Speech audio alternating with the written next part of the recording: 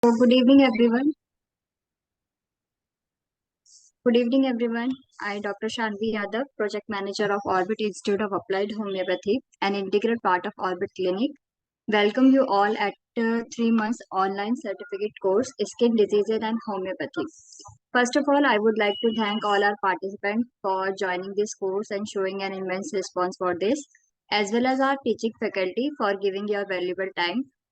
Next, I would like to introduce our faculty members, Dr. Shilpi Arora. Sir, can you share the screen? Yes, actually, ma'am, due to some emergency, ma'am was not able to join this session, today's session. But as you all are aware, as most of our members are those who joined our last courses as well. So she is the principal head of Orbit Institute of Applied Homeopathy. She is a highly qualified and experienced homeopath who has been appointed as a senior consultant with Orbit Clinic since 2018. She completed her BHMS from one of the most reputed college, National Homeopathy Medical College, Lucknow. Also completed her post-graduation diploma in hospital management from Symbiosis, Pune. She also completed her MD in alternative medicine from Kolkata, as well as also appointed as a medicine officer for 3 years in Dehradun. So she is always has been treated so many cases as well as teaching faculty also. She is also running her institute in which she used to teach the students and has been in teaching profession for more than 8-9 years. Next, our teaching faculty member is Dr. Hiralal Agarwal. Sir is also not there. All our faculty member will be there at their session only. But I will give some introduction about them. Dr. Hira Agarwal working as a consultant for at least 40 years. He completed his LES from DSH Medical College, Pune. He also completed his diploma in classical homeopathy from the International Academy of Classical Homeopathy, Greece. He is a direct disciple of Professor George Vitholkas. He is associated with many reputed institutions. He has been a renowned visiting faculty to Hahnemann College of Homeopathy, England, and secretary of WHAF AM since 2002, and regional representative of India West for World Homeopathic Awareness Organization since 2016. Recipient of Rotary Foundation Scholarship, under which he was the youngest GSC team member and visited England in 1986. He had worked as professor and HOD of Materia Medica at JNR Homeopathy Medical College, Solapur. The oral and posture representative and publications has been an essential part of his career. The most recent and significant include the 4th International Conference on Integrative Oncology, Conchic India 2020, and the paper on monthly specialty efficiency of homeopathy, my experience. Second International Conference on Traditional and Impart and Alternative Medicine, Beijing, China in 2014, and second is seminar on skin disease. Sir has a very known homeopath and as well as an international speaker. We are glad to have you, sir. Next is Dr. Pankaj Agarwal. Dr. Pankaj Agarwal is a homeopathic physician, researcher, mentor, as well as an international speaker. He has completed her DHMS from Chandigarh, Diploma NIH, Kolkata, MA Psychology from Annamalai University, MD in Homeopathy and Organon of Medicine from Jaipur, PhD from MUHS Nasik. He has been practicing homeopathy from last 32 years. And over these years, he has treated so many cases and specialty in cases, so many disease, emergency cases, incurable cases like COPDs, chronic renal failure, cancer, liver cirrhosis, psoriasis, thyroid, skin cases, so on. And he has been involved in teaching faculty for at least last 18 years and as well as examiner for 20 years. MD guide for 9 years and research person for 20 years. Mentor many students in his tenure to be successful homeopathic doctor. Periodically organizing various seminars, workshops, medical camps. He served homeopathy wholeheartedly. Presently, he is appointed as professor in the Department of Organon of Medicine and Nimanth Homeopathy Medical College and Hospital. Formerly, he was also appointed as a vice principal, professor, HOD of Organon of Medicine, academic in charge in Baxter Homeopathy Medical College and Hospital. He was also a member of studies in Punjab University, Chandigarh, Asian Homeopathic Times from 1993 till 1997 and editor-in-chief, Advent of Homeopathy from 1998 till 2009. Thank you so much for joining this course, sir. And as you all aware, Dr. Deepak Sharma, he is the founder director of Orbit Institute of Applied Homeopathy as well as Orbit Clinic. He founded Orbit Clinic in 2005. He completed his BHMS from one of the most reputed college, National Homeopathy Medical College and Hospital at Lucknow.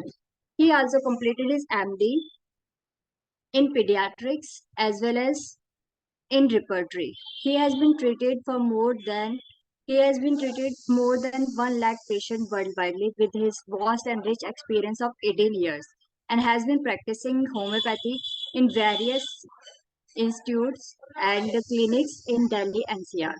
He has always interest and special interest in teaching since his college days when he used to teach and guide his junior. Until date, he is imparting education to students of homeopathy from various channels across the country in his classes. At present, he is appointed as an associate professor in Department of Pediatrics at Homeopathy Medical College in Agra.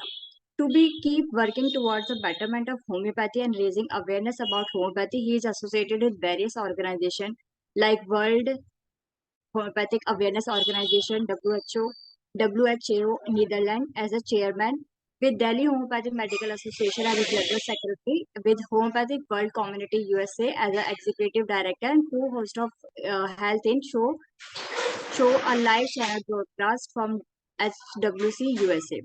Also, Dr. Deepak Sharma is an international speaker and received various national and international awards. Next is Dr. Shweta Singh. Dr. Shweta Singh is highly qualified MD homeopath who has been a core member of Orbit Clinic since 2014.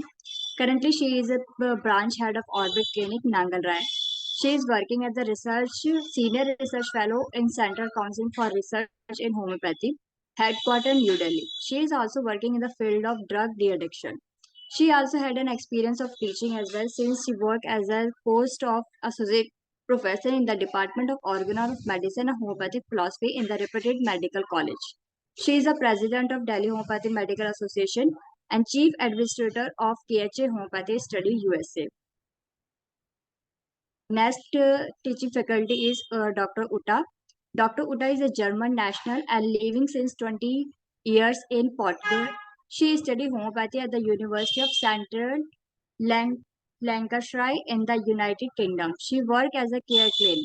She has a BSc and an MSc in homeopathic medicine. She is blogging about homeopathy at Clever Homeopathy, the MAC, to promote this gentle healthcare system by keeping the community informed with the publication of practitioner articles on homeopathy, health and wellness. Would I love to read, write and paint for leisure and enjoyment.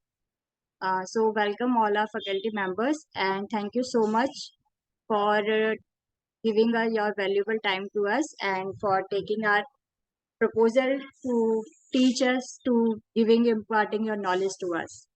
And our speaker of today's session is Dr. Deepak Sharma. I request you, sir, to say a few words for our participants. सभी लोगों को नमस्कार। बहुत बहुत धन्यवाद doctor Shanvi. पहले तो मैं पूछना चाहूंगा, किसी को हिंदी लैंग्वेज से कोई प्रॉब्लम तो नहीं है? ऐसा तो नहीं है कोई जो हिंदी लैंग्वेज ना समझ पा रहा हो तो हमें टेस्ट कर दे। और सभी लोगों का स्वागत करता हूं। और ये आप सब लोगों को एक बार फिर से धन्यवाद देता हूं कि आपने orbit institute of applied homeopathy पर भरोसा किया है। जितने भी ऐसे लोग हैं जो हमारे साथ पीसीओएस में और स्किन के वेबिनार में भी अटैच रहे, और ऐसे जितने भी स्टूडेंट जो मेरे साथ आज भी अटैच हैं, उन सब लोगों के लिए धन्यवाद। मैं आप लोगों को बता दूं कि जो हम टीचिंग फैकल्टी पूरे स्किन कोर्स के अंदर लेकर के आए हैं, वो बहुत ही सब लोग रिनाउंड है और सभी लोग प्रैक्टिशनर्स हैं। उसमें से ऐसे जनरली कोई भी नहीं है जो सिर्फ टीचिंग करता हो।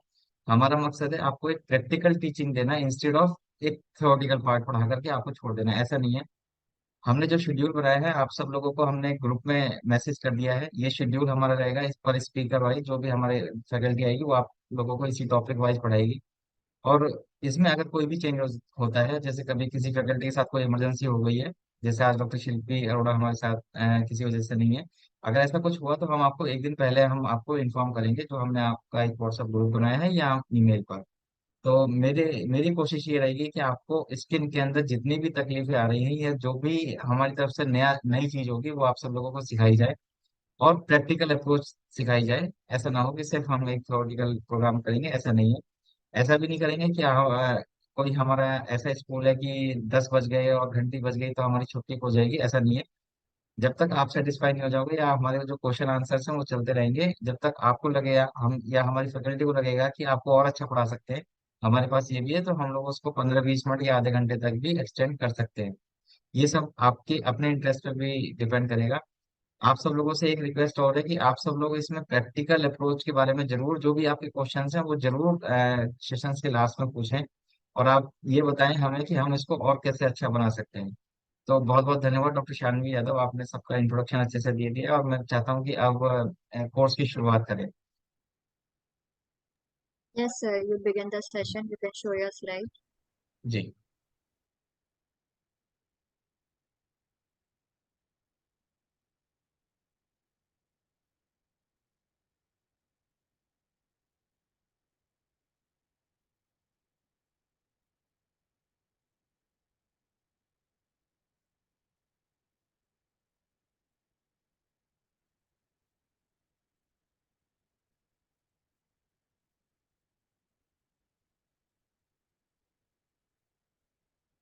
विजिबल है। Yes, sir. जी। शुरू करते हैं। जो आज का सेशन रहेगा उसमें सबसे पहला जो मैंने सेशन रखा है वो Q&A सेशन है। Q&A सेशन इसलिए रखा है शुरुआत में कि मैं आप सब लोगों से ये जानना चाहता हूँ कि आखिर आप लोगों ने ये जो कोर्स ज्वाइन किया है, तो यही सोचकर किया होगा कि आपको कोई ना कोई स्किल में डिफिकल्टी आ रही होगी, या आपको स्किल में कहीं ना कहीं कोई ऐसे केस में अटक रहे होंगे, या आपको लगता होगा कि स्किन में इतना डिफिकल्टी क्यों है ट्रीटमेंट। इसलिए हम एक नया क्वेश्चन आंसर सेशन मैंने शुरुआत में रखा है, ये मेरे सेशन के लिए है सर। मैं आपको बताऊंगा थोड़ा सा इंट्रोडक्शन, फिर उसके बाद उसकी थोड़ी सी एनाटॉमी, और ये जो स्किन है ये क्यों इतना इंपॉर्टेंट ऑर्गन है खासकर होम्योपैथी के ट्रीटमेंट के लिए। तो मैं चाहता हूँ कि आप सभी लोग अपने माइक जो है वो ऑन कर सकते हैं बारी बारी से। और अगर आपको लगता है कि मैं कुछ अच्छा बता पाऊँ, या हम अपने पूरे कोर्स के दौरान कुछ ऐसा बता पाए जो आप लोगों के लिए बेहतरीन होगा, क्योंकि मैक्सिमम कोर्सेज में क्या होता है कि आपसे क्वेश्चन एंड आंसर को सेशन को सबसे बाद में लिया जाता है, ये मैंने सबसे पहले रख लिया है। तो अगर किसी का ऐसा कोई टॉपिक है, हो सकता है शायद मैं ना बता पाऊँ, लेकिन मैं अपनी किसी ना किसी फैकल्टी से रिक्वेस्ट कर सकता हूँ कि आप उस चीज को ज्यादा बताएं। तो हाँ, डॉक्टर अशोक मदान सर, सबसे पहले आपकी तरफ से कोई ऐसा क्वेश्चन जो आप स्किन के अंदर स्पेशली पूछना चाहते हो। Good evening, Dr. Sharma, and good evening to all our doctors who are present here. It's not a political question to ask as you are telling to be questioned, but I should say it might be so interesting because skin disease for homeopathy is not an easy job. Yes, Everything we definitely. cannot find in repertory, certainly. We have to have some knowledge about materia medica, but still it is rather difficult to say that if we have to cure the chronic situations of the patient. So it might be very interesting and compliments for making this program of 3 months something that we might be learning the critical situations of the cure regarding skin diseases which are really connected as a part of our cure of daily use. Thank you very much. Thank you sir, thank you so much. इसका एक reason और है Q&A session का skin के अंदर खासकर, कि homeopathy जो सबसे ज्यादा फेमस है वो स्किन के ट्रीटमेंट के लिए फेमस है। मतलब अगर कोई भी कुछ भी नहीं जानता तो मस्से के लिए थूजा का यूज तो सब लोग जानते ही हैं।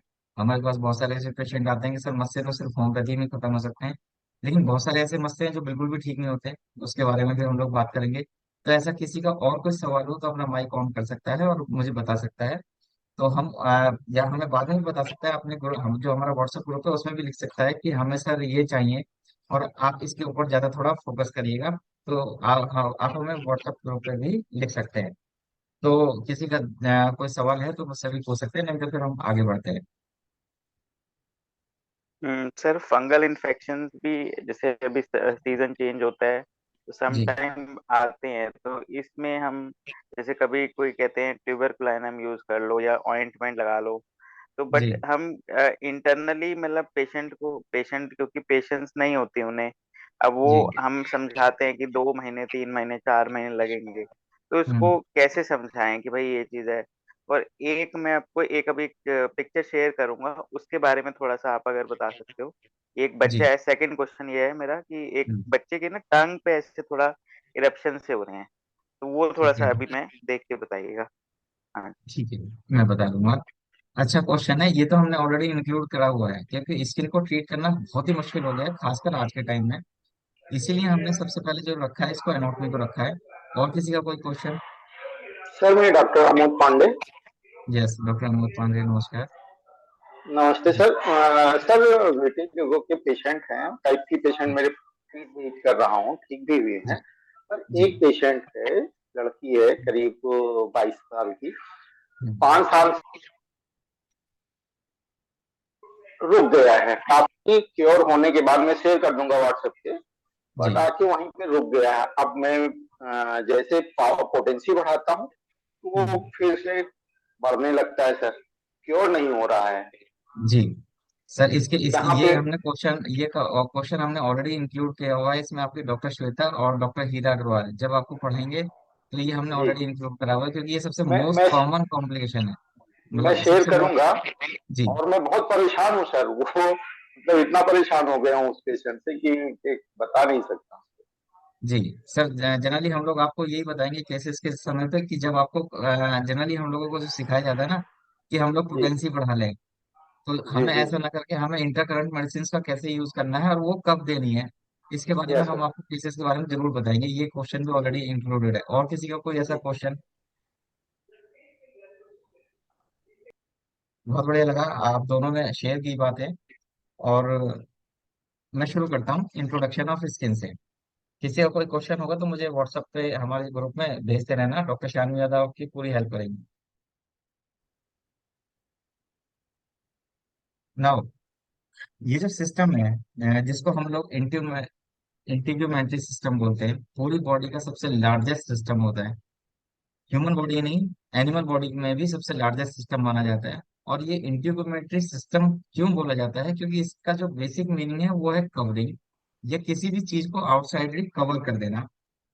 इस सिस्टम के अंदर नंबर वन स्किन आती है, हेयर एंड हेयर फॉलिकल आते हैं, नेल्स आते हैं, और जो हमारी क्यूटनेस ग्लैंड है जिसमें सिवेशियस ग्लैंड और जो हमारी पसीने की ग्रंथि है स्वेट ग्लैंड, ये आते हैं। ये चार जो सबसे मेन चीजें हैं वो हमारी इंटीग्यूमेंट्री सिस्टम में आते हैं, जिसके अंदर पार्ट है स्किन का, हेयर का, नेल का और क्यूटनेस ग्लैंड का। मैक्सिमम लोग अभी भी बहुत सारे कंफ्यूजन है, मैं जब इसको स्किन को अलग से पढ़ाता हूँ तब भी सब लोग स्किन को अलग मानते हैं, हेयर एंड हेयर फॉलिकल को अलग मानते हैं।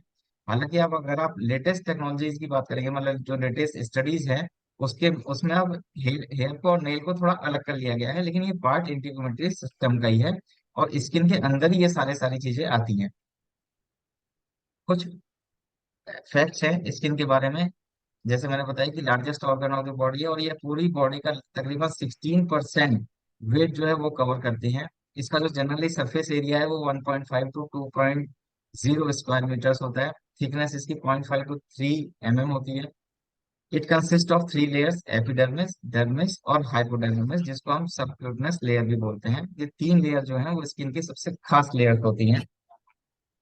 ये इसका डायग्रामेटिकल रिप्रेजेंटेशन है। जनरली एक क्वेश्चन जो सबसे मेन है जिसको मैं आप सब लोगों के साथ शेयर करना चाहता हूँ कि आखिर ये जो मैं एनाटॉमी पढ़ा रहा हूँ और मैंने जो आपको ये स्किन के बारे में बता रहा हूँ और मैं आपको बता रहा हूँ कि एपिडर्मिस यहाँ पर है और डर्मिस यहाँ पर है, फिर उसके बाद जो सबसे नीचे है वो सबक्यूटेनस टिश्यू या फैट के टिश्यूज है, इसका सिग्निफिकेंस क्या है? मतलब क्यों हम एपिडर्मिस पढ़ रहे हैं, क्यों हम डर्मिस के बारे में पढ़ रहे हैं, क्यों हम क्यूटनेस के बारे में पढ़ रहे हैं? जबकि हमें पता है कि हमें तो सिम्टोमेटिक काम करना है, हमें तो बस ये देखना है कि इचिंग है तो हमें ये दवाई देनी है, हमारे यहाँ रेडनेस हो रही है तो ये दवाई देनी है। लेकिन इसका सिग्निफिकेंस क्या है कि हम लोग एपिडर्मिस को पूरी तरह समझें, डर्मिस को पूरी तरह समझें और सबक्यूटेनस टिश्यू को पूरी तरह समझें। क्योंकि हर एक मेडिसिन के हर एक पार्ट में ये छुपा हुआ होता है कि हम कहाँ पर मेडिसिन को एक्ट करेंगे, कितनी डोजेज में हम उसको देंगे, कितनी फ्रीक्वेंसीज में हमें देंगे, हम जब तक हमें ये एनाटॉमिकली और फिजियोलॉजिकल नॉलेज नहीं होगी तब तक हम सिर्फ केसेस को ठीक तो कर पाएंगे, लेकिन हम ये नहीं बता पाएंगे हमने केसेस को ऐसे ठीक किया। तो इसलिए इन सब चीजों का पार्ट करना बहुत जरूरी है। तो सबसे पहले काम करते हैं, जो क्रॉस सेक्शन है स्किन का, मैंने एक छोटा सा इमेज आपको दिखा रहा हूँ। तो जो सबसे पहले की आप ये 3 लेयर देख रहे हो, ये एपिडर्मिस की है, इसके नीचे एक हल्की सी हाइपोडर्मिस है, फिर उसके बाद ये पूरा एक डर्मिस का लेयर है, फिर उसके बाद जो नीचे आता है वो सारा का सारा डर्मिस का लेयर है, सॉरी हाइपोडर्मिस का लेयर है। फिर उसके बाद जो क्यूटनेस टिश्यूज हैं या जो हमारे फेशियाज हैं वो सबसे नीचे की तरफ आते हैं। इसी एक स्किन के पैच के अंदर आप देख रहे हो कितनी कॉम्प्लिकेशंस हैं। मतलब सिर्फ स्किन को ठीक करना इसीलिए बहुत डिफिकल्ट हो गया है, क्योंकि हम लोग स्किन के सबसे ऊपर के सरफेस को देख लेते हैं। मतलब हमने ये तो देख लिया कि जो एपिडर्मिस है वो कैसे रिएक्ट कर रही है, यहाँ पे इचिंग हो रही है या यहाँ से ब्लीडिंग हो रही है, लेकिन हम कभी ये नहीं देख पाते कि जो नीचे का बेस है आखिर वो कितना हर्ट हो रहा है। क्योंकि जब भी नीचे का बेस है, जब तक ऊपर आएगा तब तक तकरीबन 81 डेज लगते हैं। मतलब अगर हम बात करें कि टोटल 81 डेज नीचे के सबसे क्यूटनेस लेयर से लेकर के एपिडर्मिस को बनने तक मिनिमम मिनिमम 81 डेज लगते हैं। इसीलिए हमें ये ध्यान रखना पड़ेगा कि हमारी मेडिसिन को कहाँ पे एक्ट करना है, और वो मेडिसिन जो है वो कितने दिन में अपना एक्शन दे पाएगी, या हमें कितने दिन में उसका रिजल्ट मिल पाएगा। इसीलिए हमें इन क्रॉस सेक्शंस को समझना बहुत जरूरी है। तो सबसे पहले बात करते हैं सिर्फ एपिडर्मिस लेयर की। एपिडर्मिस लेयर की जो सबसे पहली लेयर होती है वो स्ट्रेटम कॉर्नियम, फिर उसके बाद स्ट्रेटम ल्यूसिडियम, फिर स्ट्रेटियम ग्रैनुलोसम, स्ट्रेटियम स्पाइनोसम, स्ट्रेटम बेसल, और उसके बाद फिर डर्मिस वाली लेयर आती है। तो ये जो सबसे मेन लेयर है, इसमें सबसे पहली जो लेयर है वो स्ट्रेटम कॉर्नियम होती है। उसके बाद जो स्ट्रेटम ल्यूसिडियम है ये सबसे मेन लेयर है। आप अगर देखोगे तो स्किन के अंदर सबसे ज्यादा जो थिक लेयर है एपिडर्मिस की वो स्ट्रेटम ल्यूसिडम होती है। उसके बाद ग्रैनुलोसम, उसके बाद स्पाइनोसम। जब भी आप एपिडर्मिस के लिए बात करेंगे तो आपको ये याद रखना पड़ेगा कि जो एपिडर्मिस है वो बिल्कुल डेड लेयर है। यहाँ पे जनरली कोई भी किसी भी तरीका के लाइव जो एक्शंस हैं वो नहीं होते हैं। लेकिन अगर कोई भी हमारी बॉडी में डेड पार्ट है तो वो लाइव कैसे रहेगा? मतलब जैसे अगर कोई, हम कहते हैं ना कि अगर किसी की मृत्यु हो गई है तो हमारे बॉडी में लाइव कैसे है, तो ऐसा नहीं है कि हमारी स्किन जो है एपिडर्मिस की पूरी तरह से डेड हो जाती है। उसे कुछ हिस्से हैं जो हमेशा वर्किंग करते रहते हैं, जिसका जो मेन रिस्पॉन्सिबल है वो है डर्मिस, और जो सबक्यूटेनस फैट है वो। तो स्टेटम, सॉरी एक मिनट।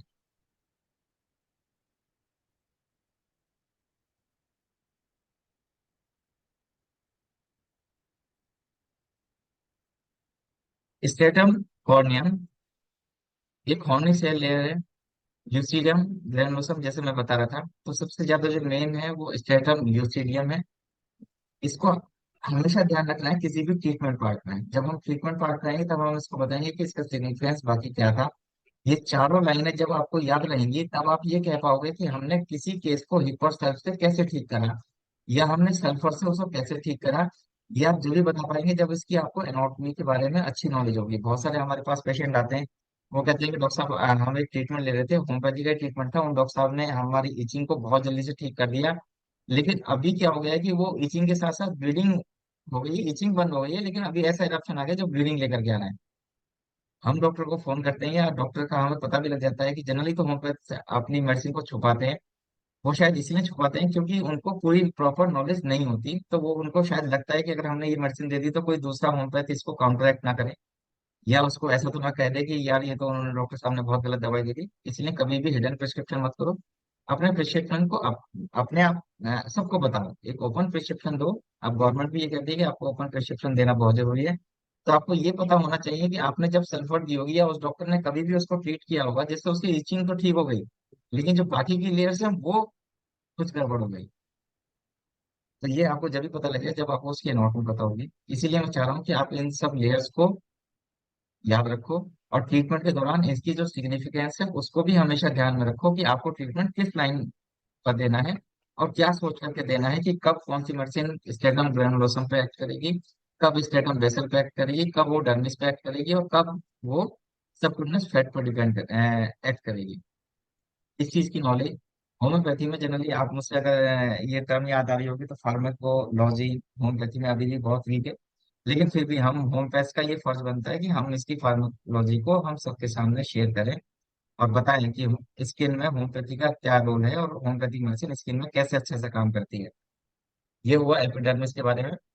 जो एपिडर्मिस की लेयर थी, उसके अलावा एपिडर्मिस की कुछ सेल्स होती हैं जिसमें सबसे इंपॉर्टेंट होती है केराटिनोसाइट, उसके बाद मेलानोसाइट, उसके बाद लैंगरहैंस सेल्स, उसके बाद मार्कर सेल्स। ये चार जो सबसे जरूरी सेल्स हैं वो मैं आपको धीरे धीरे करके बताता हूँ।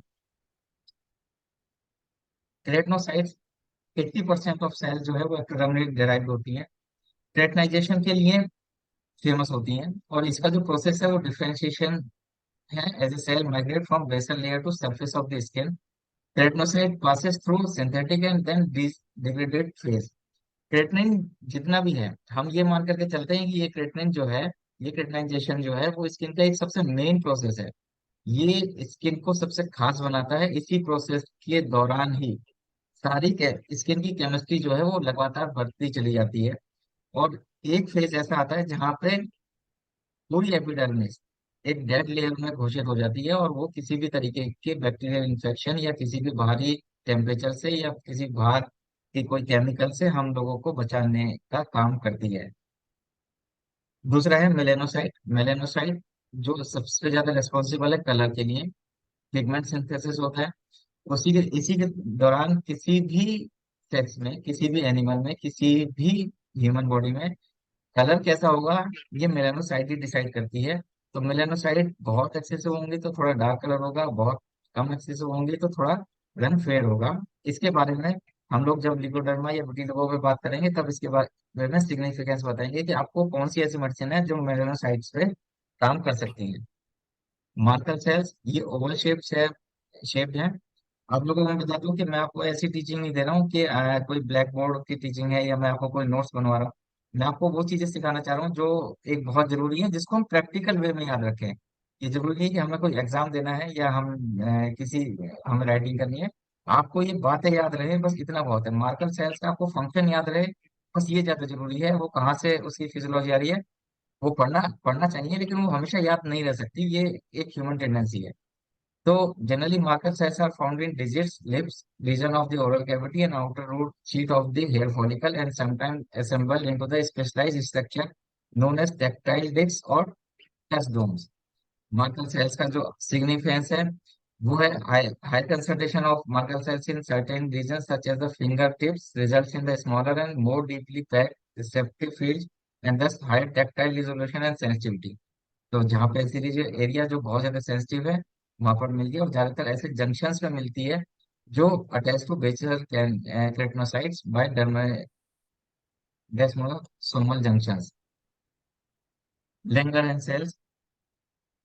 Langerhans cells populated in the epidermis from the early development stage as a dense network of immune system sentinels. These cells act on the outermost guard of the cutaneous immune system and are likely to introduce the first reactions against pathogen encountered via the skin।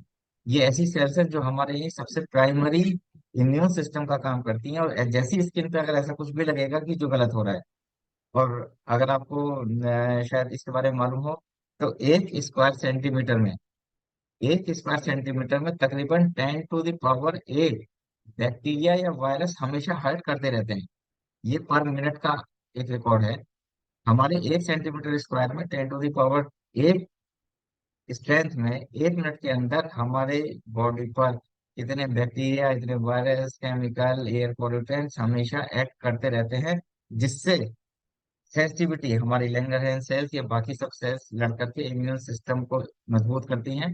और जब भी कभी ये week होगा तभी कोई skin की disease आएगी। स्किन की डिजीज हमेशा दो प्रकार की होती है, हालांकि पैथोलॉजी में बात करेंगे, फिर भी बता देता हूँ कि स्किन की डिजीज दो प्रकार की होती है। नंबर एक तो वो डिजीज जो स्किन की लेयर से आई हैं। दूसरा वो डिजीज जो कहीं बॉडी के किसी दूसरे सिस्टम के खराब होने की वजह से आई हैं। तो दोनों में हमें डिफरेंशिएट करना होता है कि आखिर कौन सी डिजीज ऐसी है जो सिर्फ प्योरली स्किन की है, और ऐसी कौन सी है जो बाकी सिस्टम की वजह के गड़बड़ होने की वजह से आई है।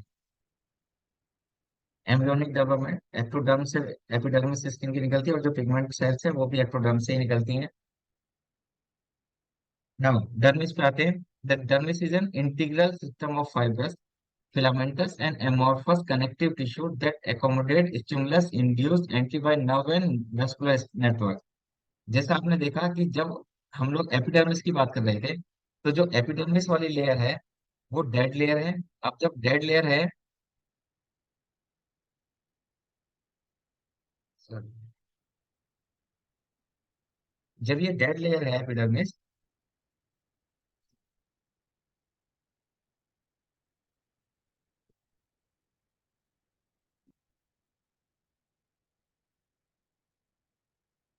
जब ये एपिडर्मिस डेड लेयर है तो ये जिम्मेदारी बन जाती है कि जो बाकी लाइफ सेल्स हैं वो इस डेड सेल को कुछ ना कुछ ऐसा भेजते रहें ताकि हमारे अंदर कोई भी अटैक ना करे।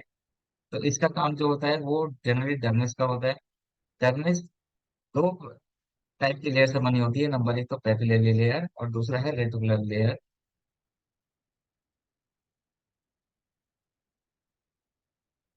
ये जो पेपिलरी लेयर और रेटिकुलर लेयर है ये दोनों एक साथ मिलकर के हमारी डर्मिस को स्ट्रांग बनाती हैं, और एपिडर्मिस पे सपोर्ट के लिए सबसे ज्यादा रिस्पॉन्सिबल डर्मिस ही होती है। इसके बाद एक छोटी सी लेयर होती है हाइपोडर्मिस के नाम से, वो एक बहुत छोटी सी लेयर है जो डिफरेंशिएट करती है डर्मिस को क्यूटिनस फैट से, ताकि एक दूसरे के साथ कोई भी मिक्सचर ना हो। Now the blood supply of the skin, arteries from two plexuses, ये एक स्क्वायर के बारे में बात हो रही है यहाँ पे स्किन के। One at the junction of papillary and reticular layer, sub papillary plexuses इसको बोलते हैं, and other at the junction of dermis and hypodermis cutaneous plexuses, range from two three plexuses two in the same position as of the arterial and other in the middle of the dermis. तो ये जो एक network है पूरा पूरा जो blood supply का है, ये एक बहुत ही कॉम्प्लेक्स स्ट्रक्चर है। अगर आपकी स्किन पे कहीं पे भी कोई ब्लड आ रहा है तो उसमें एपिडर्मिस का क्या रोल है और डर्मिस का क्या रोल है, ये दोनों अलग अलग चीजें तय करती हैं। किसी भी डिजीज के लिए अगर आपके बॉडी में या स्किन के पार्ट में अगर ऐसा ब्लड प्रोड्यूस हो रहा है जो पेनफुल है, मतलब ब्लड के साथ साथ पेन भी हो रहा है, तो अलग चीजें हैं, अलग पैथोलॉजीज है। अगर पेन लेस है तो फिर अलग पैथोलॉजीज है, इसके बारे में अभी डिस्कशन करेंगे। Now, the nerve supply of the skin, sensory receptors, specialized nerve endings, is sensitive to touch, temperature, pressure, and pain are widely distributed in dermis. Nerve impulses generated in the sensory receptor in dermis and transmitted to the spinal cord by sensory nerves. From there, impulses are conducted to the sensory area of the cerebrum where the sensation are perceived. सोचिए skin के ऊपर आपने देखा होगा कि कभी कभी एक बहुत पेन जैसा टच हो जाए, जैसे मेरे हाथ में एक छोटा सा पेन है, और अगर ये मेरे कहीं स्किन पर टच हो जाए तो मुझे बहुत जल्दी एहसास होता है। कभी कभी ऐसा होता है कि हम बहुत बड़ी चीज हमारी स्किन को टच कर जाती है और हमें पता नहीं लगता। तो ये जो इम्पल्सेस हैं ये डिपेंड करते हैं कि हमारे स्किन की किस नर्व एंडिंग को और कौन सी लेयर को हर्ट कर रहे हैं। जनरली जब हम नर्व एंडिंग्स की बात करते हैं तो जो फ्री नर्व एंडिंग्स हैं वो पेन, हीट और कोल्ड के लिए हैं। मार्कल डिस्क जो है वो टच के लिए हैं। ट्रेयूज एंड बल्ब जो है वो टच के लिए हैं। ऐसी रूट हेयर प्लेक्सेस टच से रिस्पॉन्सिबल होते हैं। ऐसी मीजनस कॉर्पोसल्स टच के लिए हैं। पेनिसियम कॉर्पोसल्स प्रेशर के लिए हैं, और रफिनी एंडिंग्स जो है वो भी प्रेशर के लिए हैं। ये आपको एक जो स्ट्रक्चर दिखाई दे रहा होगा वो जब हम एपिडर्मिस से लेकर के नीचे डर्मिस तक मूव करते हैं तो हमेशा देखो कि पेन की सेंसिटिविटी कम होती चली जाएगी। ये ट्रुथ है। मैंने आपको बताया कि अगर आपको एक पॉइंटेड पिन लग गई, मान लो अगर आपको किसी ने कोई एक पॉइंटेड आल पिन ली और वो प्रिक कर दी, that is more painful than than के जो चाकू से स्टैब किया गया वो पेनफुल होगा। तो हमेशा जब भी पेन की सेंसिटिविटी जो है वो ऊपर से नीचे डिक्रीज होती है। अगर आपको कोई डीप कट लगा है तो थोड़े कम पेन होने के चांसेस हैं। अगर आपको सुपरफिशियल कट्स है तो आपको बहुत ज्यादा पेनफुल है। यहीं से हमें अपनी मेडिसिन का डिसीजन लेना है कि अगर हमारे पास कोई ऐसा स्किन का केस आता है जो बहुत सेंसिटिव है, इचिंग के लिए बहुत सेंसिटिव है, हमारे पेन के लिए बहुत सेंसिटिव है, बर्निंग के लिए बहुत सेंसिटिव है, किसी भी टच के लिए, तो हमारा जो सबसे मेन काम है वो एपिडर्मिस पे करना है, उसके बाद डर्मिस पे करना है, उसके बाद हाइपोडर्मिस पे करना है, उसके बाद क्यूटिनस फैट पे करना है। जितना जितना नीचे से चलते जाएंगे, मतलब जैसे अगर आपके क्यूटनेस लेयर में कोई लीजन है तो वो लेस पेनफुल होगा, जिसका सबसे अच्छा उदाहरण लाइपोमा है। ये ऐसी गांठ है जो कभी पेनफुल नहीं होती। अगर वो कोई डर्मिस में है तो थोड़ा कम पेनफुल होगा, लेकिन अगर एपिडर्मिस में है तो बहुत सीवियर पेनफुल होगा। जैसे हम लोग पढ़ते हैं कि बेलाडोना में बहुत स्ट्रेचिंग पेन है, जैसे हम लोग पढ़ते हैं कि एक्नोइड में बहुत स्ट्रेचिंग पेन है, जैसे हम लोग पढ़ते हैं कि आर्सेनिक की जो बर्निंग है वो बहुत जरूरी है। तो हमेशा याद रखिए कि जितना ज्यादा सेंसिटिव स्किन का केस होगा उसमें उतनी ही अपर लेयर जो है वो इन्वॉल्व होगी। ये हमेशा ध्यान में देने बात है। इसीलिए जब हमारे पास ऐसे केसेस आते हैं जो विटिलिगो, जैसे आपने विटिलिगो को देखा होगा, ल्यूकोडर्मा देखा होगा, पेनलेस है, इसमें कोई इचिंग नहीं है, इसमें किसी भी तरीके की कोई दिक्कत पैदा नहीं होती, इसमें कहीं भी इचिंग, कोई ब्लड, किसी भी तरह का कोई नुकसान नहीं, बस एक पैच बना हुआ है। तो हमेशा ध्यान रखिए कि वो जब भी ऐसा कभी होगा तो हमेशा जो डीपर पार्ट्स है पैथोलॉजी वहां कहीं छुपी हुई है। हमें सबसे ज्यादा डिफिकल्टी स्किन के केसेस में क्यों आती है, वो इसके बारे में बताएगा मुझे, कि हम लोग सबसे ज्यादा स्किन डिफिकल्ट क्यों होती है ट्रीट करने में। मुझे लगता है इंटरेक्टिव बनाए ना तो थोड़ा अच्छा लगेगा। Doctor Gurneet.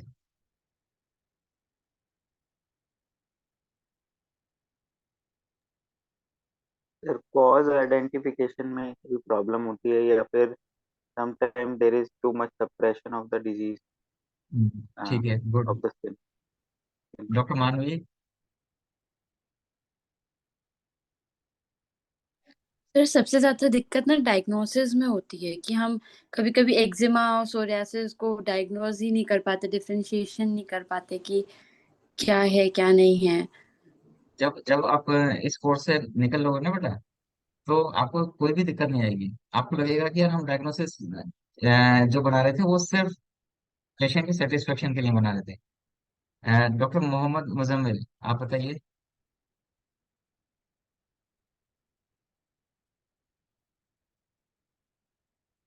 Doctor Prakash. Yes, Deepak, yes, Deepak, sorry for late reply because I was driving.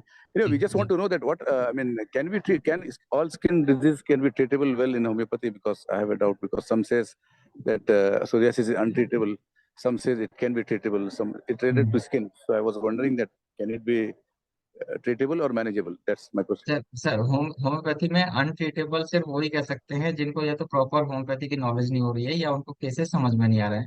ऐसी रिवर्सिबल पैथोलॉजी जो बिल्कुल इरिवर्सिबल है वो शायद कभी ठीक ना हो, या एज रिलेटेड होता है। लेकिन अगर आपने केस को टच किया है, आपने केस को देखा है, तो हम आपको दिखाएंगे कि हमने कैसे कैसे केसेस को जहाँ बिल्कुल भी अनट्रीटेड थे वो भी रेस्पॉन्ड कर गए।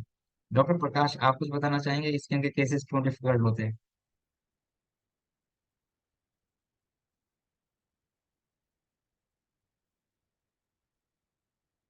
ना, मैं आपको बताता हूँ कि स्किन के केस सबसे डिफिकल्ट क्यों है। जैसे स्किन के केसेस में सबसे बड़ी जो प्रॉब्लम आती है वो आती है कि आपको ये सारे लीजन जो है ना वो विजिबल है। पैथोलॉजी यहाँ पे भी मैटर ही नहीं कर रही। मान लो जैसे आपके पास कोई पेशेंट आया, वो कह रहा है कि डॉक्टर साहब मेरे हाथ पे स्पॉट है, ठीक है। अब वो कहता है कि डॉक्टर साहब मैं एक हफ्ते का आपने ट्रीटमेंट दिया लेकिन ये स्पॉट वैसा का वैसा ही है। इंस्टेड हम दूसरी जगह चले जाएं कि मान लो हमारे पास कोई ट्रीटमेंट करने के लिए आता है कि फैटी लिवर का ट्रीटमेंट कर दो डॉक्टर साहब, तो हम उसको क्या कहते हैं कि नंबर एक तो आपको 3 महीने लगेंगे, और 3 महीने में वो कभी लीवर को देख ही नहीं पाएगा अल्ट्रासाउंड के बिना। लेकिन स्किन एक ऐसा केस है जहाँ पे वो डेली डेली वॉच कर रहा है। वो देख रहा है कि मेरा स्किन का इरप्शन कैसा हो रहा है, वो देख रहा है कि लिपोड्रामा बढ़ रहा है या घट रहा है, सोरियासिस बढ़ रही है या घट रही है। तो स्किन को ट्रीट करना इसलिए सबसे ज्यादा मुश्किल है क्योंकि वो विजिबल है। अगर ये विजिबल नहीं होती, सोचो कोई ऐसी चीज जो विजिबल नहीं है, जैसे आपका कोलेस्ट्रॉल का कोई ट्रीटमेंट आ गया कि सर मेरे को हाइपरलिपिडीमिया है और मेरे को कोलेस्ट्रॉल ठीक कराना है, तो ठीक है हम करेंगे, लेकिन उसको अपनी आंखें में दिखाई नहीं दे रहा कि कितना कोलेस्ट्रॉल डिपॉजिट हो रहा है। लेकिन इसके स्किन के केस में क्या है कि सब कुछ विजिबल है। वो कहता है कि डॉक्टर साहब देखो ये इतना छोटा था, ये इतना बड़ा हो गया, ये इतना बड़ा था, ये अभी वैसा का वैसे, ये जितनी रेडनेस थी उतना ही है, क्योंकि वो उसको डेली वॉच कर रहा है। पैथोलॉजिकली हम फाइंड आउट कर रहे हैं कि उनको सिम्टम ठीक हो रहे हैं, मतलब उनकी इचिंग ठीक हो रही है, उनकी बाकी सिम्टम ठीक हो रहे हैं, उनका पेट ठीक हो रहा है, उनकी नींद ठीक हो रही है, बाकी सब चीजें, लेकिन उसको विजिबली जो है वो दिख रहा है। इसलिए स्किन के केस को ठीक करना सबसे मुश्किल होता है, क्योंकि यहाँ पे सब कुछ फिजिकल विजुअली पेशेंट जो है वो देख पाता है। इसके अलावा जितने भी केसेस हैं उनको पेशेंट कभी देख नहीं पाता। ज्यादातर या तो रिपोर्ट्स पे डिपेंडेंट होता है या फिर अपने फिजिकल सिम्टम्स पे डिपेंडेंट होता है। तो इसीलिए बहुत मुश्किल है फिजिकली हमें ये समझाना स्किन के अंदर कि सर आपका स्पॉट तो ठीक हो रहा है। तो ऐसा नहीं है ना, लीवर कम हो रहा होगा हम कह सकते हैं हाँ लीवर आपका ठीक हो रहा है, लेकिन स्किन का अगर पैचेस है तो जब तक पेशेंट सेटिस्फाई नहीं होगा आपका ट्रीटमेंट करना बेकार है। आप चाहे कितनी भी कॉन्स्टिट्यूशन मेडिसिन दो, आप चाहे कितनी भी थेरेपीज दो, जब तक उसका लीजन ठीक नहीं होगा, सारी थ्योरीज बेकार है। तो इसलिए स्किन को बहुत अच्छी तरह समझना है, क्योंकि हमें उस पर डेली काम करना है। वो डेली शीशा देखेगा। डेली एक नए के पेशेंट आते हैं, वो कहते हैं कि डॉक्टर साहब आज एक दाना और निकल गया, आज एक दाना हो रहा है। हमें पता है कि वो एग्रेशन है मेडिसिन की, लेकिन हमें ये समझाना मुश्किल हो जाता है किसी पेशेंट को, स्किन के खासकर, कि आप ठीक हो रहे हो। तो ये मतलब ये हो सकता है कि मेरा पॉइंट कुछ कहीं गलत हो, लेकिन जो मेरे ऑब्जर्वेशन है, मेरी प्रैक्टिस की यही ऑब्जर्वेशन है कि स्किन का केस इसलिए ठीक नहीं होता क्योंकि वो विजिबली उसको डेली देखता है। सो गॉट इट, यहाँ तक सब कुछ ठीक है? किसी को कोई डिफिकल्टी हो तो पूछ सकता है।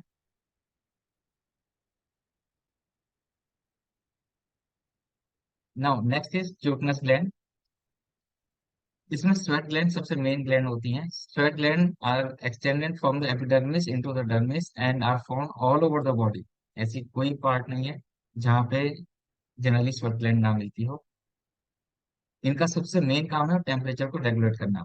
आजकल एक स्किन की बीमारी को लेकर के बहुत ज्यादा पैनिक सब लोग हो जाते हैं, और कभी भी ये नहीं सोचते कि हमने अपनी स्किन का जो काम है वो बेसिकली खो दिया है। बॉडी को जो थर्मल रेगुलेशन थे वो अब हमने एसी पे डिपेंड कर दिया है। हमने अपने लिए हीटर लगा लिए हैं, हमने अपने लिए बहुत सारे थर्मल रेगुलेशन करने के लिए अपने अपने इंस्ट्रूमेंट्स लगा लिए हैं। तो फिर स्किन का क्या रोल बचा?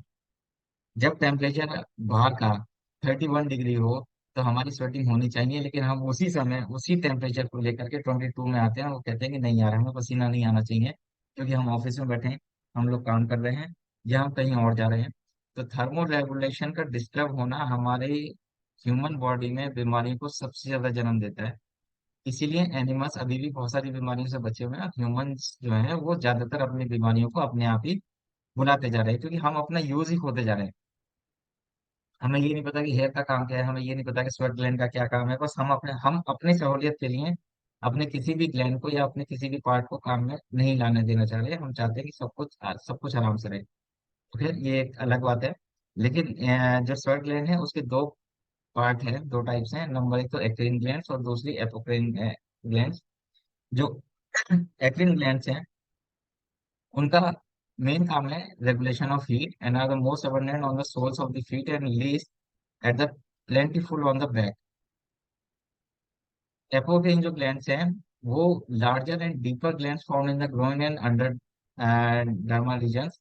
These glands are, एक मिनट बीच में, these glands are under hormonal control and play role in sexual arousal. now सोचिए कोई अगर ऐसा पेशेंट आ जाता है जो आपको कहता है कि सर मेरे को स्किन का टच होता है और उससे मुझे सेक्सुअल अराउजल हो जाता है, बहुत कॉमन है। मतलब हम कभी पूछ नहीं पाते, लेकिन ऐसे बहुत सारे नक्स होने का भी बहुत सिम्टम है, एसिड फ्लोर का एक बहुत प्यारा सिम्टम है, इवन स्टेप का बहुत अच्छा सिम्टम है। तो हमें ये जानना होगा कि आखिर ऐसी कौन सी ग्लैंड है जो ऐसा अराउजल कर लेंगी, और अगर ऐसा हम ठीक कर पाते हैं तो इसका मतलब हमारी मेडिसिन उसी जगह पर एक्ट कर रही होंगी जहां पर ये ग्लैंड्स काम कर रही होंगी। Sorry, apocrine glands, these opens into the hair follicle, become active at puberty, produces sweat that decays to produce an unpleasant odor. Unpleasant odor का क्या मतलब है कि एक ऐसी पहचान जो सिर्फ आप में अकेले हो सकती है।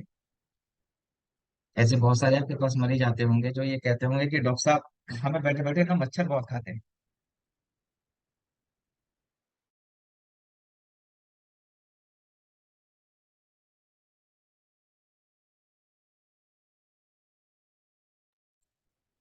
सॉरी। तो ऐसे बहुत सारे मरीज आते हैं जो कहते हैं कि डॉक्टर साहब हमें ना मच्छर बहुत काटते हैं। तो उनको मच्छर बहुत ज्यादा तभी काटते हैं जब उनके अंदर एक अनप्लेजेंट ऑर्डर आती है, जिससे वो मच्छर जो है वो अट्रैक्ट होते हैं। तो दोनों चीजों में फर्क है। तो हमें वो स्किन की डिजीज है या उसकी स्वेटिंग की डिजीज है, ये हमें पकड़ना होगा और हमें उसी पॉइंट्स पे काम करने हैं जो एक्चुअली पैथोलॉजी कह रही है।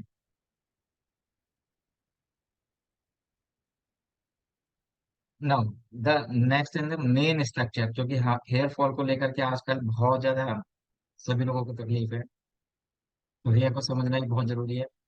Hair follicle is a tunnel shaped structure lying in the epidermis of the skin. Hair occurs at the bottom of the hair follicle. Hair को समझना एक बहुत जरूरी स्टेप ये हो गया है, क्योंकि आजकल हेयर फॉलिंग के केसेस बहुत आ रहे हैं और मैं सबको ये कहता हूँ कि हेयर की जरूरत क्या है। कोई मुझे बताएगा कि हेयर की जरूरत क्या है इस समय?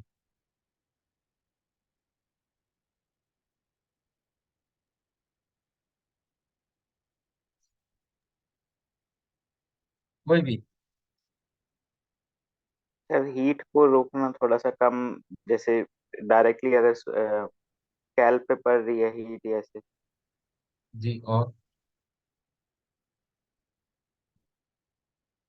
भी कोई भी बोलना चाहे? आरती आप बताओ बेटा, आप तो अभी अभी पढ़ाया तुमने इसके बारे में। Sir, to protect the scalp from the heats and sir basically sir cosmetics के लिए हेयर बहुत जरूरी है आज के टाइम में तो। हम्म, ठीक है। तो ये एक बहुत अच्छा आंसर दे दिया कि आजकल सिर्फ कॉस्मेटिक के लिए हेयर का होना बहुत जरूरी है। अगर आप नोट करोगे कि जब हम एनिमल से लेकर के, मतलब जब हम बंदर से लेकर के ह्यूमन बीन बने, तो हमारे हेयर जो है वो लगातार कम होते चले जा रहे हैं, और एक ऐसा टाइम आएगा जब हो सकता है शायद 40 to 50 ईयर्स बाद बिना बालों के पैदा हों। और आज की डेट में भी मैंने एक लेक्चर लिया था अभी कुछ दिनों पहले, वहां पे मैंने सब लोगों को ये बताया कि ये एक इवोल्यूशन का प्रोसेस है, बाल कम होना, और ये होंगे। तो उस कॉन्फ्रेंस में मैंने सब लोगों को ये बोला कि इस कॉन्फ्रेंस में जितने भी लोग ऐसे हैं जो गंजे हैं, वो हमारे इवोल्यूशन प्रोसेस में सबसे आगे हैं। तो हेयर का काम सिर्फ इस समय कॉस्मेटिक पर्पज रह गया है, बाकी इसका मैंने आपको रीजन बता दिया कि अब हेयर का काम था टेम्परेचर को कंट्रोल करना। उसके लिए हमारे पास एसीज आ गए हैं, उसके लिए हम उसके पास हमारे पास बहुत सारे इंस्ट्रूमेंट्स आ गए, हीटर्स आ गए, तो हमें थर्मो रेगुलेशन की अब जरूरत हेयर्स की रह ही नहीं गई।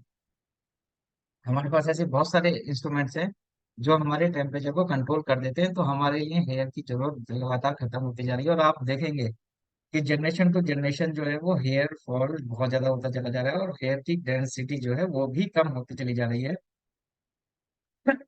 और अगर आपको इसको रोकना है तो कुछ टाइम के लिए रोक सकते हैं, बाकी हेयर फॉलिंग जनरली अब रोकना थोड़ा मुश्किल है। अगर कोई जेनेटिक प्रोसेस है तो वहाँ थोड़ा और ज्यादा होगा, लेकिन फिर भी हमारा काम है कि हम नॉर्मल फिजियोलॉजी तक वापस ले आए। लेकिन सच यही है,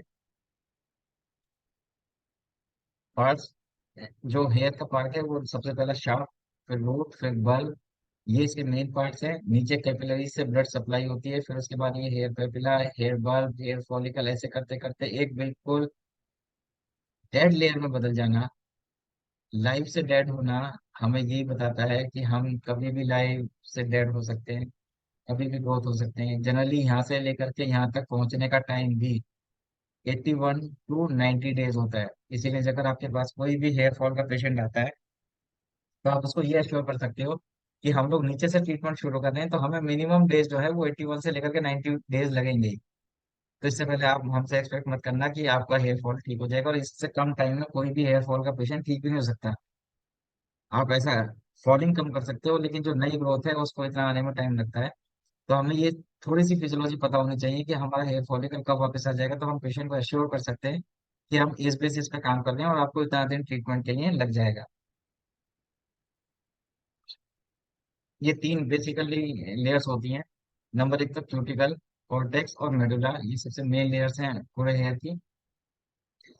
जो सबसे नीचे है arrector pili muscles, it is attached to the hair follicle and it connects when the feels cold and gets frightened and cause hair to erect due to stimulation और sympathetic nerve fiber।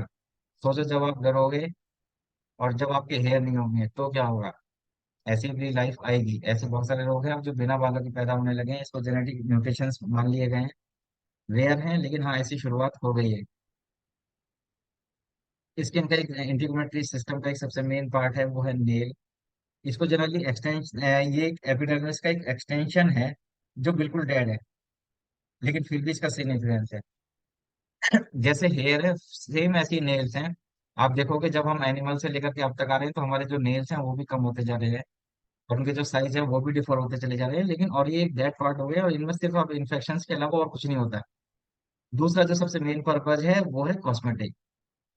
नहीं तो nail का काम था हमारे हाथों की और हमारे पैरों की ग्रिप बनाना, लेकिन हमारी अब हाथों की और पैरों की ग्रिप अपने आप बनती चली जा रही है, और ये जो है अपने आप ही रिड्यूस होते चले जा रहे हैं। लेकिन इसका जो फिजियोलॉजिकल से सिग्निफिकेंस है वो आज भी बहुत ज्यादा है।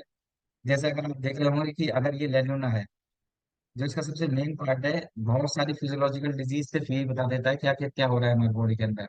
नेल रूट ही बहुत सारी चीजों को बता देता है, जैसे रेस्पिरेटरी डिस्ट्रेस में हमेशा नेल रूट जो है खत्म होने लगते हैं, लीवर सिरोसिस में नेल रूट खत्म होने लगते हैं।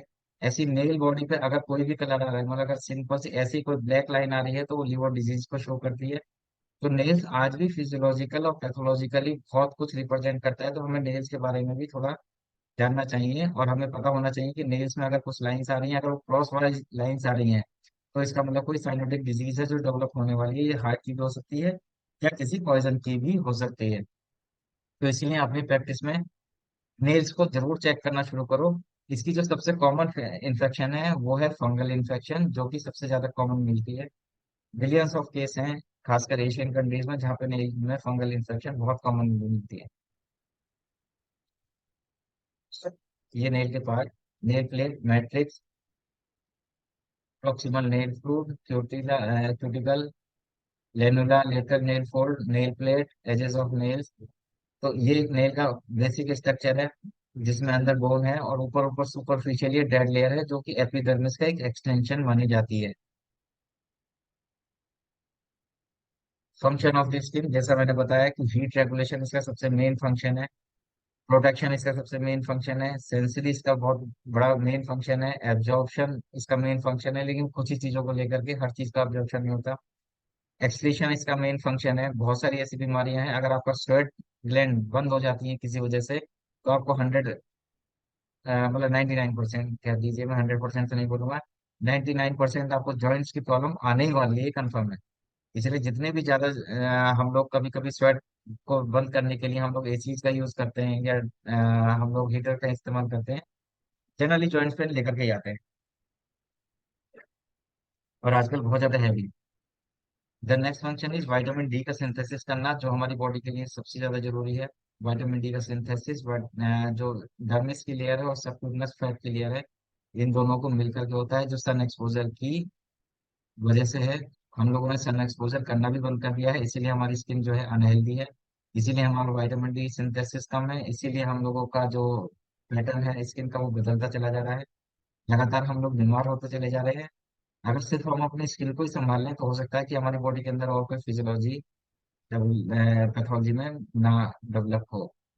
तो जो मेरा पर्पस था आज बताने का, वो आप सब लोगों को ये बताने का था कि हमें चाहे छोटा सा पार्ट पता हो, लेकिन हमें एनाटॉमी और फिजियोलॉजी का एक छोटा सा पार्ट हमेशा याद रखना पड़ेगा। चाहे वो स्किन हो, चाहे वो लीवर हो, चाहे वो किडनी हो, चाहे वो लंग्स हो। जैसे मेरे पास बहुत सारे जब बच्चे आते हैं, तो मैं उनसे पूछता हूँ कि आपने थीसिस में क्या आपकी थीसिस क्या थी, तो वो मुझे बताते हैं कि अस्थमा था। तो मैं उनसे सबसे पहला क्वेश्चन ये पूछता हूँ कि आप मुझे लंग्स की सरफेस एनाटॉमी बता दो, और अभी तक 99% मुझे लंग्स की सरफेस एनाटॉमी वो बच्चे नहीं बता पाए जिनका जो प्रोजेक्ट था वो अस्थमा था। तो मैं उनसे पूछता हूँ कि जब आपको लंग्स की सरफेस एनाटॉमी नहीं पता, तो फिर आपने अस्थमा के पेशेंट को देख कैसे लिया, आपने अस्थमा के पेशेंट को एग्जामिन कैसे कर लिया। तो ये सबसे मेन पार्ट है कि आपको हर एक बॉडी के थोड़े से पार्ट की नॉलेज जरूरी हो, क्योंकि हमेशा याद रखना कि डॉक्टर हैनीमैन सर सबसे पहले एक डॉक्टर थे जिनको मेडिकल नॉलेज थी, जिनको ह्यूमन बॉडी और ह्यूमन स्ट्रक्चर के बारे में, ह्यूमन फिजियोलॉजी के बारे में सब कुछ पता था। उसके बाद हम वो होम्योपैथ बने। हम लोग यहाँ पे थोड़ा रिवर्स करते हैं कि हम लोग पहले होम्योपैथ बन जाते हैं और बाद में कोशिश करते हैं कि एक डॉक्टर बन जाए। तो मेरा बताने का पर्पज सिर्फ इतना था कि मैं आप सब लोगों को एनाटॉमी का और फिजियोलॉजी का एक सिग्निफिकेंस बता पाऊँ। हालांकि मैं लाइव क्लासेस भी लेता हूँ, एक नया बैच शुरू हो रहा है कल से ही, 5 नवंबर से। तो अपनी ओपीडीज में मैं आपको लाइव दिखाता हूँ कि आपको पेशेंट को कैसे एग्जामिन करना है, कैसे एनाटॉमी को समझना है, और कैसे फिजियोलॉजी को रिलेट करना है पैथोलॉजी के साथ। सो आज के लिए बस इतना ही। सबसे ज्यादा थैंक यू मेरे डियर स्टूडेंट्स का, क्योंकि जो मेरे स्टूडेंट्स हैं वही मेरे सबसे बड़े टीचर्स हैं, और जो मेरे टीचर्स हैं उनका तो स्पेशल थैंक्स है ही। आज के बारे में जो भी आपको लगता है कि कुछ भी क्वेश्चंस रह गए हैं या कोई भी बात रह गई हो, तो आप हमें ग्रुप में लिखते रहें, हम कहीं ना कहीं मेंशन करेंगे। आज अभी कोई पूछना चाहता है तो पूछ सकते हैं।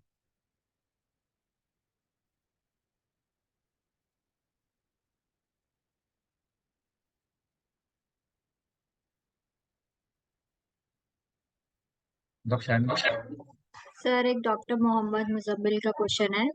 Sir, what remedies should we consider for person who doesn't sweat at all and had a bad order? चलिए हम ऑलरेडी डिस्कशन करेंगे, वहां तक पहुंचने दो। ये क्वेश्चन हमने नोट कर लिया है, इसको हम लोग जरूर डिस्कशन करेंगे जब हम ट्रीटमेंट पार्ट में आएंगे। ऐसा एक केस भी है, तो हम वो डिस्कशन करेंगे तो आपको सब चीजें वहां पता लग जाएगी। आज हम सिर्फ एनाटॉमी फिजियोलॉजी को लेकर के थोड़ी सी बात कर रहे थे। जो भी लेक्चर्स के फीडबैक है वो आप प्लीज देते रहो, क्योंकि जैसे जैसे आप फीडबैक दोगे हम लोग आगे उसी हिसाब से ही ग्रोथ करेंगे।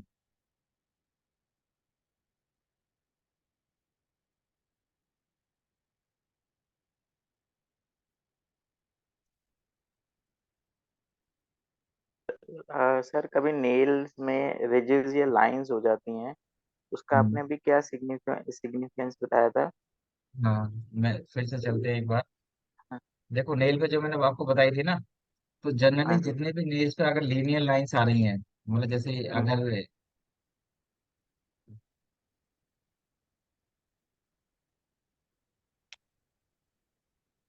अगर ये लीनियर लाइंस आ रही हैं, मतलब इस तरीके से लाइंस आ रही हैं, तो सबसे पहले आप लीवर हम्म, पैथोलॉजी को सोचोगे। अगर आप हम्म, ट्रांसफर्स आ रही हैं तो आप साइनोटिक डिजीज, जिसमें कोई भी हार्ट की साइनोटिक डिजीज हो सकती है या कोई भी पॉइजन हो सकता है।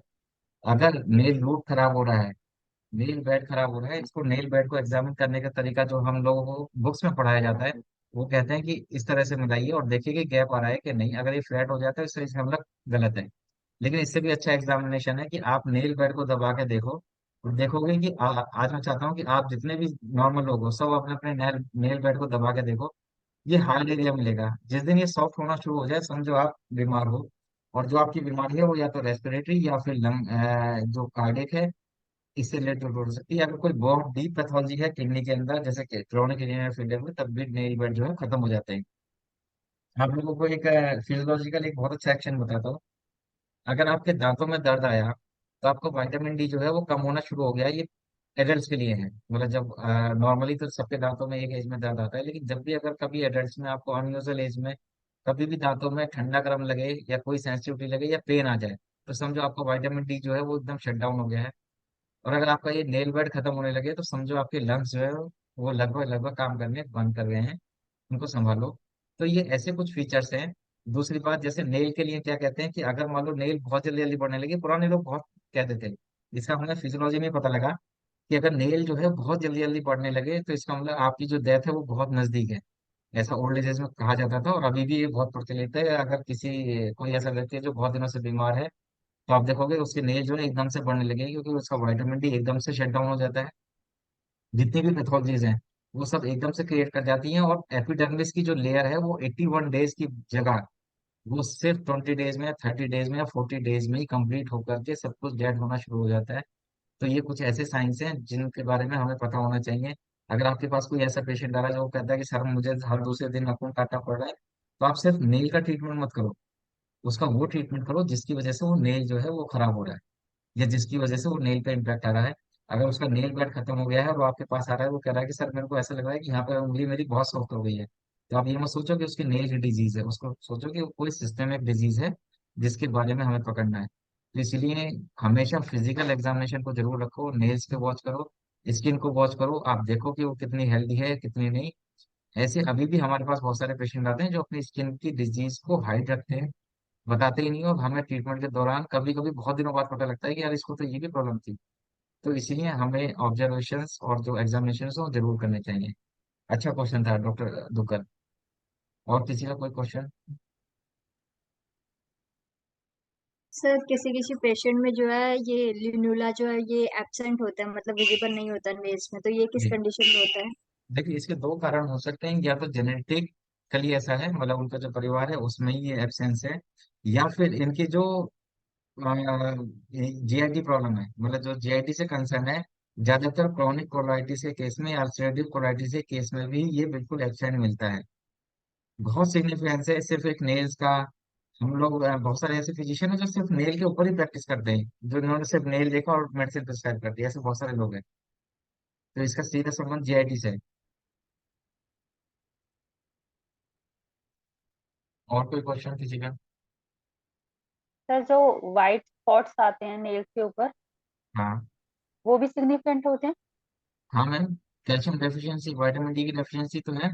बच्चों में बहुत कॉमन है, आपको लगता है, और ज्यादातर फीमेल्स में होता है एनीमिक होने के कारण। विटामिन वो कैल्शियम की कमी के कारण और विटामिन डी की कमी की वजह से व्हाइट स्पॉट्स आते हैं, बहुत कॉमन है। इसके लिए तो हमारे पास ट्रीटमेंट लेने आते भी हैं लोग। दूसरा इसका डिफरेंस है, आप पहले पूछोगे कि कोई चोट तो नहीं लगी है। अगर कोई क्रॉनिक इंजरी है, जैसे कभी कभी हमारे गेट के अंदर कोई नेल आ गया, तो उसके बावजूद भी हीलिंग के दौरान वो वाइट पड़ जाता है, वो ठीक जनरली नहीं होते हैं, अपने टाइम के साथ ठीक होते हैं। ये भी अच्छा क्वेश्चन था। सर एक और क्वेश्चन है सर, जैसे जी। हेयर्स के लिए आपने कहा, तो हेयर्स अगर किसी के ड्राई हैं या ऑयली हैं तो उसमें भी जी। अलग अलग डिजीजेस हो सकती हैं, या ये सिर्फ जेनेटिकली या नेचुरल भी उसको हम नहीं मैम, कंसीडर कर अलग अलग डिजीज हो सकती है। सकते अलग अलग डिजीज हो सकती हैं, हाँ कभी पूछ लेना चाहिए कि कोई जेनेटिक्स तो ऐसी नहीं है, लेकिन अगर एक्वायर्ड है तो वो डिजीज है। ये दर्शाता है कि वो कभी भी या तो अपनी एक्सरसाइज को प्रॉपर नहीं करते हैं, या वो मॉर्निंग में जल्दी नहीं उठ रहे हैं। जनरली मैं आप लोगों को एक और ये बात आ गई है तो मैं आपको बता दूं कि जितने भी ऐसे लोग हैं जो सुबह 8 बजे के बाद उठ रहे हैं, उसकी स्किन या उनके हेयर कभी भी हेल्दी नहीं होंगे, कितने भी मेडिसिन दे दो। इसका कोई रीजन बता सकते हैं मुझे यहाँ पे?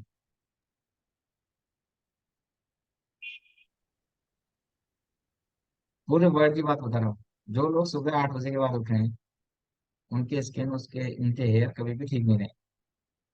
बाकी चीजें भी ठीक नहीं रहती, लेकिन आज स्किन की बात हो रही तो स्किन की बात बता रहा हूँ। कभी इसका कारण क्या विटामिन है डी सर नहीं बताइए? मिलेगा, सनलाइट से एक्सपोजर नहीं होगा, विटामिन डी नहीं मिलेगा। बहुत बहुत अच्छे। और एक रीजन है। और दूसरा एक डॉक्टर मीनू का एक जो सवाल था, अगर ड्राई हेयर्स होते हैं तो हम्म। यूजुअली आयरन डेफिशिएंसी मिलती है, कहीं हम्म। आयरन में या कहीं पे हुआ है अगर ड्राई हेयर्स टू टच होता है। अगर जी। जो मेरा अभी क्वेश्चन था कि ऐसा क्या है कि 8 बजे के बाद ये तकलीफें रहेंगी जो 8 बजे के बाद उठेंगे, उसका मेन आंसर है कि कुछ हार्मोन ऐसे होते हैं जो बॉडी में 8 बजे के बाद रिलीज ही नहीं होते, आप कितनी भी कोशिश करो। कौन से हार्मोन है, अगर आप मुझे अगले कोर्सेज में बताओगे या अगले सेशन में मुझे बताओगे तो मुझे अच्छा लगेगा, मुझे लगेगा कि कोई पढ़ रहा है। कुछ ऐसे हार्मोन्स हैं बॉडी के अंदर, वो सुबह 8 बजे के बाद रिलीज ही नहीं होंगे, तो इसलिए जो भी 8 बजे के बाद उठा है वो इन चीजों से बीमार तो रहेगी। उनके लिए मैं हमेशा मैंने कह देता हूँ कि सर आप ठीक नहीं होंगे, आप चाहे जो करो, आप बस ट्रीटमेंट लेते रहो, हम ट्रीटमेंट देते रहेंगे, लेकिन आप परमानेंट ठीक नहीं होंगे। तो परमानेंट ठीक होने के लिए आपको जब मैं एफोरिज्म 3 पढ़ाऊंगा तो डॉक्टर हैनीमैन सर ने बहुत ही क्लियरली मेंशन करा है कि क्योर कैसे पॉसिबल नहीं है। सिर्फ थर्ड एफोरिज्म में ही उन्होंने सब कुछ एक्सप्लेन कर दिया। और किसी का कोई क्वेश्चन?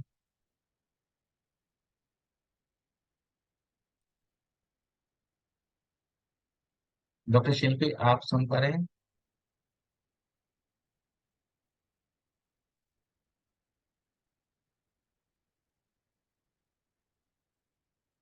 ठीक है डॉक्टर शानवी, सेशन को फिर एंड करते हैं। अगर कोई किसी का फिर भी कोई क्वेश्चन रह गया तो प्लीज हमें बताइएगा। और हमारे जो ग्रुप्स हैं वो हमेशा ओपन है। जो भी फैकल्टी मेंबर्स हैं, हम लोग रिक्वेस्ट करके हम उन सब लोगों से आपके जो क्वेश्चंस हैं उन सब के आंसर्स हम लोग लेंगे, और जल्दी से जल्दी सॉल्व करने की कोशिश करेंगे। बस आशा करते हैं कि आप इस सेशन पूरे स्किन के कोर्स को अच्छे से समझो, और ट्रीटमेंट अच्छा सा करो। किसी को अनहेल्दी ट्रीटमेंट नहीं देना है, किसी को फेक ट्रीटमेंट नहीं देना है, किसी को अपने गैसेस के आधार पर ट्रीटमेंट नहीं देना है। So thank you Vineet, thank you everyone, आप सब लोगों ने इतना टाइम दिया। Thank you, sir, for the wonderful session. Thank you, sir.